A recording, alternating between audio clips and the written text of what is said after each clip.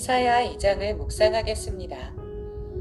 이사야는 타락한 북왕국 이스라엘이 북방 아수르의 침략으로 멸당당한 그 전후의 남왕국 유다의 예루살렘을 중심 무대로 예언 활동을 전개한 위대한 선지자입니다. 이사야가 특별히 위대한 점은 계시의 높은 봉우리에 서서 저 멀리 메시아 시대를 밝히 바라보았기 때문입니다. 그 결과 본서에는 장차 도래할 메시아 시대의 비전이 많이 나타나 있는데, 이런 맥락에서 학자들은 이사야서를 이사야복음이라 칭하기도 합니다. 과연 이사야는 복음의 선지자로 불릴 만큼 구약적인 관점을 초월하여 신약적인 사상으로 당시대를 조망한 위대한 복음의 선지자입니다. 본문도 역시 메시아 시대의 비전이 밝히 언급된 부분입니다. 본문 중에 종종 나오는 그날 또는 말일 또는 여호와의 한날 등의 표현은 1차적으로는 유다에게 심판이 임하는 전쟁의 날들을 의미하지만 궁극적으로는 모두 메시아 시대, 곧 신약 시대를 가리키는 말입니다.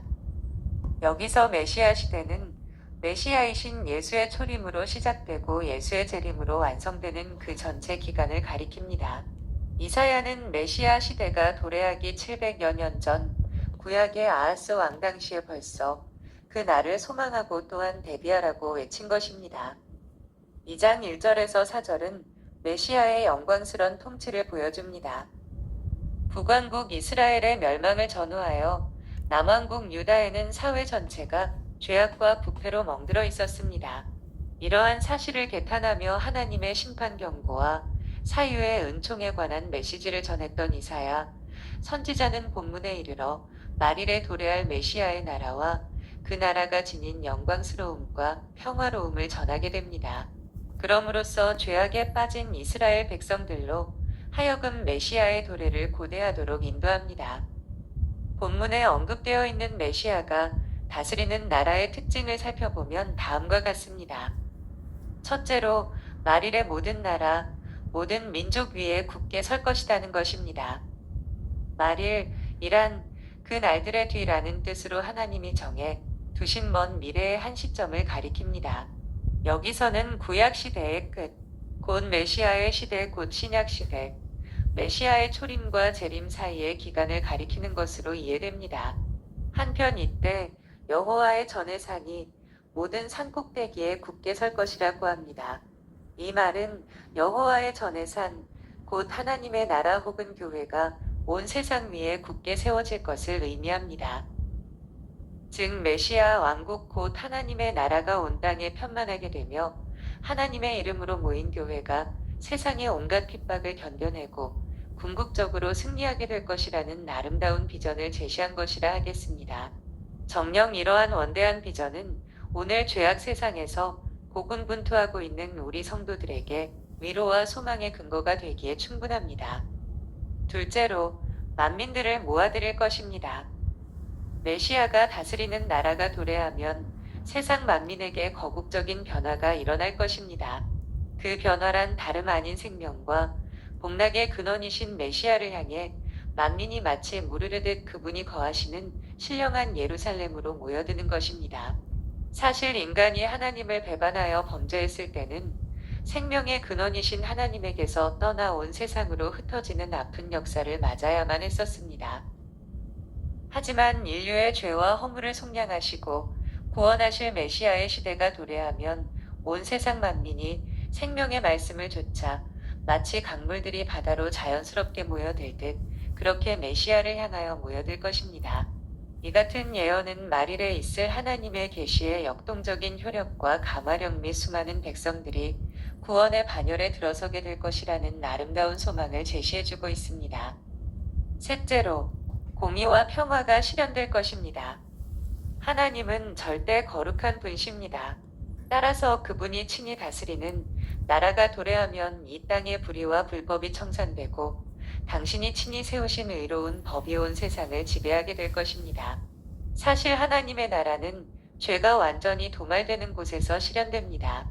한편 하나님의 의로운 통치가 완전히 실현되는 때, 다시 말하면 메시아 예수님께서 재림하시는 때에는 이 땅에 전쟁과 분란이 사라지고 눈물과 탄식나는 일이 사라지며 영영한 평화의 시대가 열리게 될 것입니다.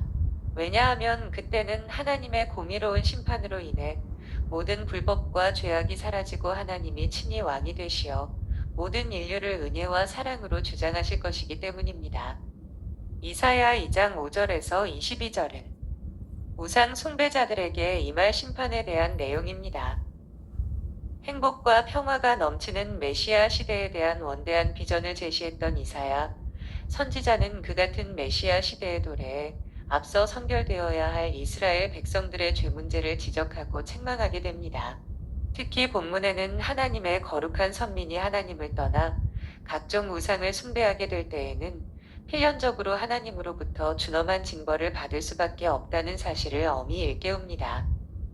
그러면 과연 본문에서 지적하는 바대로 어떤 것이 하나님께서 가증히 여기시는 우상 숭배가 될까요? 첫째로, 진리보다 사악한 이방 풍속을 좇는 것입니다. 하나님은 신의 산 언약 중 십계명을 통하여 당신을 유일한 신으로 삼을 것과 당신 외에 다른 신을 절대 두지 말 것을 엄히 명하셨습니다. 이런 맥락에서 이사야 선지자는 가나안 원주민들과 아수르나 아람 바벨론 같은 동방민족들의 추악한 풍속을 좇는 것이 얼마나 가증스럽고 죄악된 일인가를 깨우쳤습니다. 사악한 문화와 풍습을 받아들일 때 하나님이 요구하시는 거룩이 망실될 수밖에 없고 그 삶과 정신이 부패에 젖어들 수밖에 없습니다. 그것을 너무도 잘 알고 계셨던 하나님은 가나안 정복 전쟁 당시 타락한 우상 문화로 이스라엘을 오염시킬 위험성이 높은 가나안 원주민들을 남김없이 멸하고 어떤 인간적 교류도 행치 말라고 명하셨었습니다. 정녕 이러한 우상 문화를 배격하고 영적인 건강을 유지할 수 있는 비결은 오직 여호와의 빛, 곧 거룩한 계시의 말씀을 귀하게 여기고 그 말씀을 조차 행하는 것입니다. 진실로 여호와 하나님의 말씀은 우리 인생길의 등불이요 빛이 되어 우리로 생명과 진리의 길에서 떠나지 않도록 인도해 줄 것입니다. 둘째로, 물질적 풍요를 최고로 여기며 교만이 행하는 것입니다. 인간은 육체를 지닌 존재이기에 물질의 지배를 받을 수밖에 없습니다.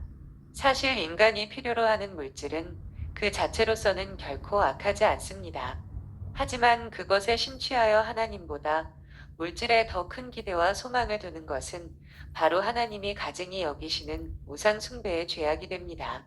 이처럼 물질적으로 풍요하고 세상적으로 만족을 얻기 시작하면 인간은 자연 목에 힘이 들어가고 하나님의 권위를 무시한 채 자행자지하게 마련입니다. 사실 그 마음에 하나님을 중심되는 최고의 자리에 모시지 않고 물질을 대신 놓는 탐심이나 자기 자신을 그 중심 자리에 놓는 교만은 모두가 하나님을 무시하는 우상 숭배라 하겠습니다. 정녕 하나님은 당신께 돌아갈 영광과 찬사와 경배가 다른 곳으로 돌아갈 때 단지 침묵만 하지 않으실 것입니다. 셋째로, 하나님보다 인간을 더 의지하는 것입니다. 인간은 근본적으로 자기 이외의 다른 존재, 특별히 자기보다 탁월한 능력과 지혜를 가진 인간에게 의존함으로써 보호와 안전을 얻고 또 자신의 존재 가치를 확인하려는 경향성이 있습니다. 그만큼 인간은 늘 불안하고 불확실하며 미약하기 그지없는 존재임을 말해줍니다.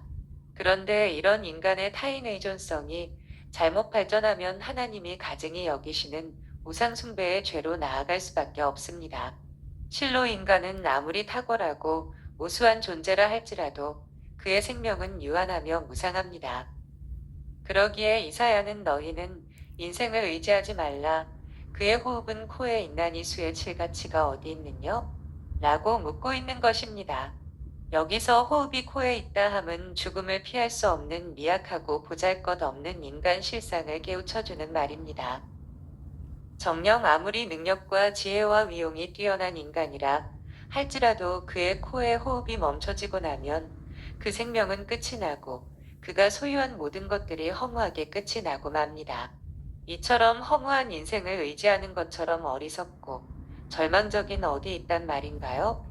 눈을 영원한 하나님께 돌려 그분의 전능하신 팔에 안기는 것이 인생이 확보할 수 있는 가장 안전한 보장책인 것입니다. 오늘날 우리는 선지자 이사야가 미리 바라본 바 메시아의 시대에 살고 있습니다. 신령한 시온산에 세워진 교회를 중심으로 말씀을 추구하며 살고 있습니다. 하지만 불신자들은 그때나 지금이나 여전히 세상의 우상을 추구하며 살고 있습니다. 이제 우리 모두는 재림의 그날을 앞두고 있습니다. 그날은 메시아가 심판주의 권위로서 임하는 날입니다. 그때 재림의 주님을 기쁘게 맞이할 자들이 있는 반면 재림의 주를 피해 암열과 동굴로 피해 숨을 자들이 있습니다. 본문에서 우리는 그러한 두 종류의 무리들을 볼 수 있습니다. 모쪼록 우리들은 하나님의 말씀 안에 거하면서 그 날을 사모하는 자들이 되기를 바랍니다. 그리하여 주님께서 다시 임하시는 그날 모두 함께 그분께 기쁨으로 나아갈 수 있기를 소망합니다. 오늘 이사야 2장 본문을 통해 우리 자신을 돌아봐야 할 내용을 살펴보겠습니다.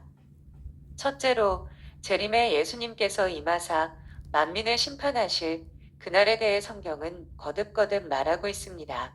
오늘날 우리들은 그날에 대해 얼마나 준비하고 있는지, 혹시 세상 속에 빠져 그날을 잊고 있는 상태는 아닌지 돌아봐야 하겠습니다. 만약 그날이 내일이라면 우리들은 시온의 주님께로 기꺼이 나아가 맞을 준비가 되어 있어야 하겠습니다. 둘째로, 오늘 우리 시대는 전쟁과 재난이 곳곳에서 일어나고 있는 불안정의 시대입니다. 칼이 보습으로 창이 낫으로 바뀌는 평강의 그날을 사모하는 중에 메시아의 재림을 기다리는 신앙을 소유하고 있어야 하겠습니다. 세상이 주는 평안에 안주하고 세상 문화에 휩쓸려 살아가지 않도록 자신을 지키고 영적 긴장과 분별을 가지고 세상을 거슬러 올라가는 성도가 되어야 하겠습니다. 셋째로, 불신자들은 세상의 보화와 권세로 자랑합니다. 높은 망대와 견고한 성벽을 의지합니다. 그것들이 환난 날에 자신들을 보호해 줄 것으로 압니다. 그렇다면 우리들은 무엇을 자랑하고 무엇으로서 의지합니까? 세상입니까? 하나님입니까? 환난의 그날에 오직 하나님으로 요새를 삼고 반석 삼는 성도만이 구원을 얻을 수 있음을 명심해야 하겠습니다. 감사합니다.